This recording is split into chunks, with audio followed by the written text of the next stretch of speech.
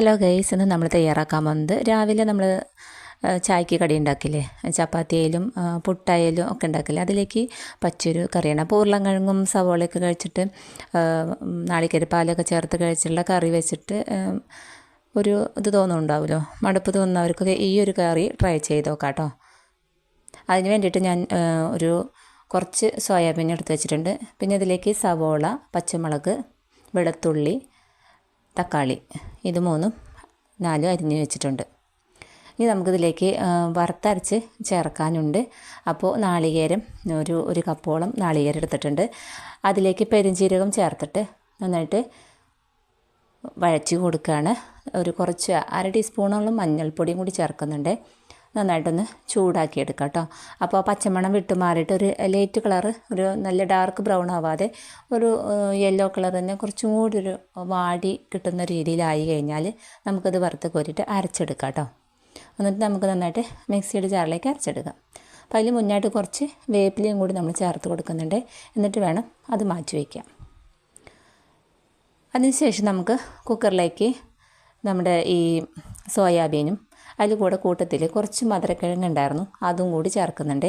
അപ്പോൾ നമ്മൾ ഇത് ചേർക്കുമ്പോൾ ഒന്ന് ഉടഞ്ഞ് നിന്നാൽ അതിന് മയം കിട്ടാൻ വേണ്ടിയിട്ട് ഈ ഒരു കഷ്ണം ചേർക്കുന്നത് നല്ലതാണ് കേട്ടോ.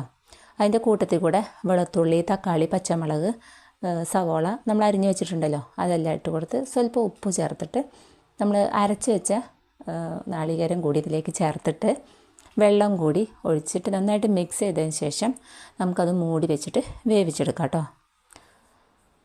ഒന്ന് നന്നായിട്ട് മിക്സ് ചെയ്ത് കൊടുക്കുക, നന്നായിട്ടൊന്ന് മിക്സ് ചെയ്തോട്ടെ. എന്നിട്ട് നന്നായിട്ട് 2 വിസിലുകളൊക്കെ അടിച്ചിട്ട് ഒന്ന് വേവിച്ചെടുക്കുക. വേവിച്ചെടുത്തതിന് ശേഷം നമ്മുടെ ഇതിലേക്ക് നമുക്ക് ആവശ്യത്തിനുള്ള വെള്ളം, ചാറിന് വേണ്ടിയിട്ടുള്ള വെള്ളം നമ്മൾ ഒഴിച്ച് കൊടുക്കണം കേട്ടോ. പിന്നെ ആവശ്യത്തിനുള്ള ഉപ്പ് ചേർക്കാം. പിന്നെ പോരെങ്കിൽ പിന്നീട് ലാസ്റ്റ് ആകുമ്പോൾ നമുക്ക് ഉപ്പ് പോരെങ്കിൽ വീണ്ടും ചേർത്ത് കൊടുത്താൽ മതിയാവും കേട്ടോ. അപ്പോൾ ഇവയെല്ലാം ചേർത്തിട്ട് നമുക്ക് നന്നായിട്ടൊന്ന് വേവിച്ചെടുക്കാം. ഇത് പുട്ടിലേക്കൊക്കെ കഴിക്കാനായിട്ട് നല്ല ടേസ്റ്റാണ് കേട്ടോ. അപ്പോൾ നമുക്ക് ഉള്ളിയാണ് ഇനി മൂപ്പിച്ചെടുക്കാനുള്ളത്. ഉള്ളി നന്നായിട്ട് ഒരു 3-4 ഉള്ളി നന്നായി അരിഞ്ഞിട്ട് അതൊന്ന് വെളിച്ചെണ്ണയിൽ മൂപ്പിച്ച് അതിൻ്റെ കൂടെ കുറച്ച് മല്ലിപ്പൊടിയും മുളക് പൊടിയും ചേർത്ത് ചൂടാക്കിയതിന് ശേഷം കറിയിലേക്ക് താളിച്ചൊഴിക്കുക. അതോടുകൂടി നമ്മുടെ കറി ഇവിടെ റെഡി ആയിട്ടുണ്ട്. നല്ല സ്മെല്ലും അതുപോലെ തന്നെ നല്ല ടേസ്റ്റുമാണ് ഈ കറി. നല്ല കുഴാന്നിരിക്കുന്ന ഒരു കറിയായിട്ട് കിട്ടിയിട്ടുണ്ട് കേട്ടോ. അപ്പോൾ എല്ലാവരും ട്രൈ ചെയ്ത് നോക്കുക. അപ്പോൾ സോയാബീൻ്റെ കൂടെ മധുരക്കിഴങ്ങ് ചേർത്തിട്ടുള്ളൊരു കറി അധികം ആരും ചെയ്ത് കാണില്ല. അപ്പോൾ ഒന്ന് ഉണ്ടാക്കി നോക്കൂ, ട്രൈ ചെയ്ത് നോക്കൂ. അപ്പോൾ ഇഷ്ടപ്പെട്ടാൽ ലൈക്ക് ചെയ്യുക. ആദ്യമായിട്ട് കാണുന്നവരാണെങ്കിൽ ഒന്ന് സബ്സ്ക്രൈബ് ചെയ്യുക, സപ്പോർട്ട് ചെയ്യുക. അടുത്ത വീഡിയോ ആയിട്ട് കാണുന്നവരെ ഓക്കെ.